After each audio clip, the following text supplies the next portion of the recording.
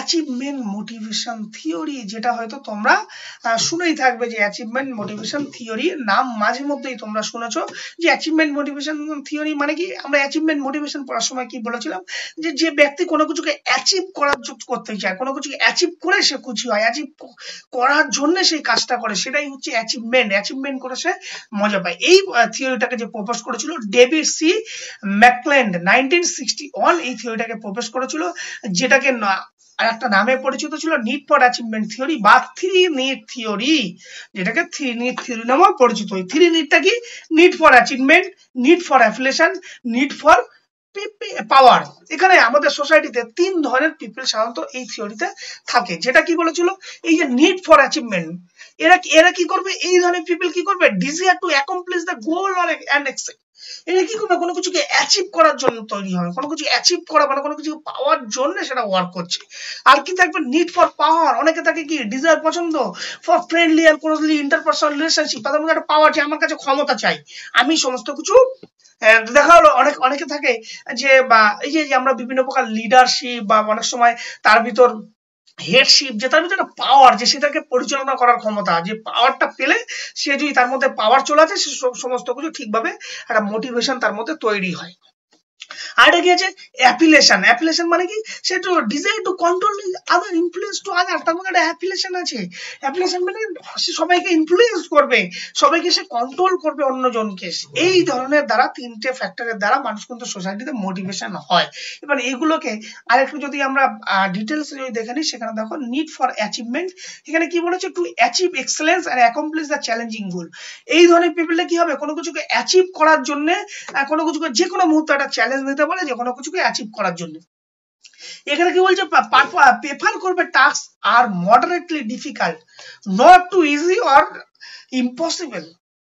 এরা এমন কিছুকে অ্যাচিভ করবে যাতে খুব একটা সহজ নয়, আবার এমন যাতে না হয় যেটাকে অ্যাচিভ করা কখনোই ইম্পসিবল হয়ে যায়।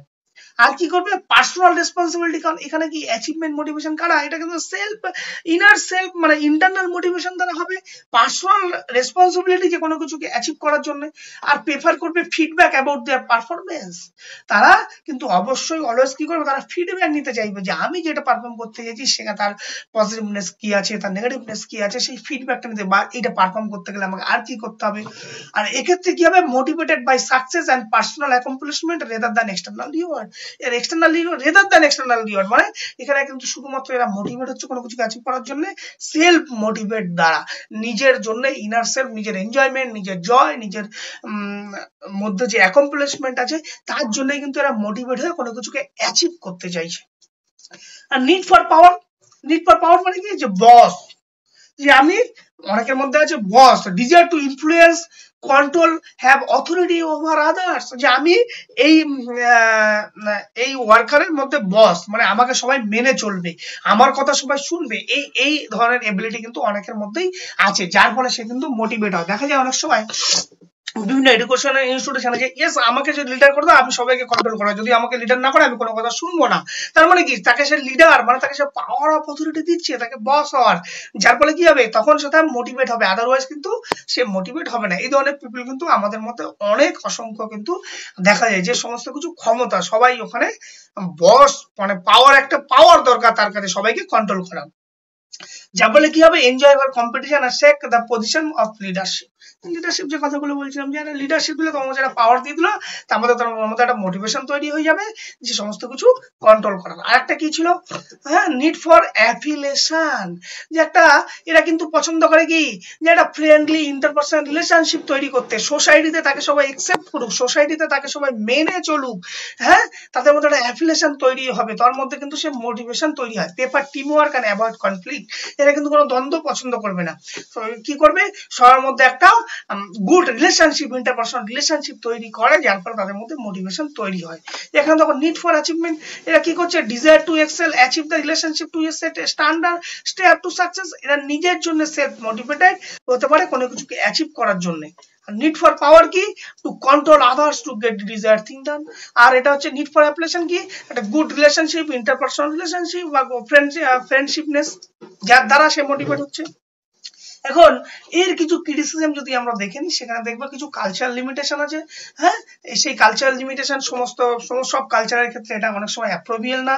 আর এটা হচ্ছে কি measurement difficulty, achievement motivation is hard to measure. অনেক সময় কি করছে, এই যে কিভাবে আমরা মোটিভেশন হচ্ছি, পাওয়ার বলো অ্যাপ্লিকেশন বলো, এটাকে সঠিকভাবে কিন্তু অনেক সময় মেজার করা কিন্তু অনেকটা ডিফিকাল্টি হয়, কারণ ইন্ডিভিজুয়াল পার্সোনালিটি আর ইন্টারনাল ডিজায়ার কিন্তু এর উপর ডিপেন্ড করছে। আর কি হচ্ছে ইগনোরেন্ট এক্সটার্নাল ফ্যাক্টর, শুধুমাত্র কি তিনটে জিনিসের ফ্যাক্টর দ্বারা মানুষ মোটিভেটেড হয়, এর বাইরে কিন্তু আর কিছু নেই? অবশ্যই আছে। সেই ফ্যাক্টরগুলোকে কিন্তু সেটাকে ইগনোর করা হয়েছিল। সেই সেই সেই ফ্যাক্টরগুলো কি, environment, resources, organizational support etcetera, personal opinion সেগুলো হতে পারে, যার প্রতি সে কিন্তু এর বাইরে অন্যান্য ফ্যাক্টর যেগুলোকে সরাসরি কিন্তু সেটাকে ইগনোরেন্স করা হয়েছিল। আর ওভার এমফাসিস অন অ্যাচিভমেন্ট, এখানে কি বলছে, assume everyone is motivated by achievement but many people are priority to security, relationship and routine work। এই যে আমরা ম্যাসলো থিওরিতে যে ফ্যাক্টরগুলোকে পড়েছিলাম, যে আমাদের physiological need, safety and security need, love and belonging needs, অনেক ব্যক্তি কিন্তু এই যে ইন্ডিভিজুয়াল ডিফারেন্সের মধ্যে কিন্তু অনেক ব্যক্তি কিন্তু এই ফ্যাক্টরগুলোকে প্রায়োরিটি দেয়। তারা কিন্তু এই যে অ্যাপিলেশন, অ্যাচিভমেন্ট, পাওয়ার, এগুলোর সাথে কিন্তু তাদের মধ্যে সম্পর্ক নেই। সেই জন্য ইন্ডিভিজুয়াল এই ফ্যাক্টরগুলো কিন্তু এই থিওরির মধ্যে অ্যাভয়েড করা হয়েছিল। ইন্ডিভিজুয়াল ডিফারেন্স একই জিনিস আর বলছি না। ল্যাক অফ প্র্যাকটিক্যাল গাইডলাইন্স, এটার মধ্যে তেমন কোনো একটা ক্লিয়ার কোনো স্ট্র্যাটেজি বা ক্লিয়ার কোনো গাইডলাইন যেটা ছিল না, যে প্র্যাকটিক্যাল অ্যাপ্লিকেশনের ক্ষেত্রে। এই হচ্ছে মূলত এই অ্যাচিভমেন্ট মোটিভেশনের ক্রিটিসিজম। এবার এই অ্যাচিভমেন্ট মোটিভেশন আমাদের যদি অ্যাপ্লিকেশন গুলো আমরা দেখে নিই, যে অ্যাপ্লিকেশন গুলো কি কি আছে এডুকেশন সেক্টরের মধ্যে, কি আছে, teacher can encourage the student to set a challenge but achieving goal. মানে কি করবে, স্টুডেন্টের প্রতি টিচার কি করবে, তাদেরকে একটা গোল সেট করে দেবে, যে কোনো কিছু করে অ্যাচিভ করতে হবে, বাট সেই গোলটা এমন হওয়া যায় সেই গোলটা যেন অ্যাচিভ করা সম্ভব হয়। আর কি করবে টিচার, রেগুলার ফিডব্যাক নেবে to improve their performance and boost confidence. একটা শিক্ষার্থীদের তাদের ফিডব্যাক যদি না হয়, তাহলে তাদের সেলফ ডেভেলপমেন্ট কতটা হলো সেটা কিন্তু কখনোই শিক্ষার্থীরা জানতে পারবে না, যার ফলে তাদের মধ্যে কোনো ডেভেলপমেন্ট হবে না। তাহলে অ্যাজ এ টিচার হিসাবে কিন্তু এই কাজগুলো স্টুডেন্টের মধ্যে তৈরি করতে হবে। ফার্স্ট কি করতে হবে, তাদের মধ্যে কোনো একটা চ্যালেঞ্জিং সিচুয়েশন তৈরি করতে হবে, কোনো একটা গোল সেট করে দিতে হবে, এবং যাতে সেই গোলটা অ্যাচিভ করা সম্ভব হয়, এবং সেই গোলটা অ্যাচিভ করার জন্য যেন রেগুলার তাদের কাছ থেকে ফিডব্যাকটা নেওয়া, স্টুডেন্টদের কাছ থেকে নেওয়াটা কিন্তু ভীষণভাবে জরুরি। আর স্পোর্টস অ্যান্ড ফিজিক্যাল এডুকেশনের মধ্যে কিভাবে করবে, coaches can use their theory to motivate athlete by the setting performance target. হ্যাঁ, টিচার কি করবে, তাদের মধ্যে টার্গেট সেট করে দেবে, তাদের মধ্যে মোটিভেট তৈরি করবে, যে তাদের মধ্যে একটা অ্যাচিভমেন্ট, একটা গোল তাদের মধ্যে তৈরি করতে হবে, সেই মোতাবেক তাদের মধ্যে পারফরমেন্সের টার্গেট সেট আপ করে দেবে, যে এই ডের মধ্যে এই টার্গেটটাকে ফুলফিল করতে হবে।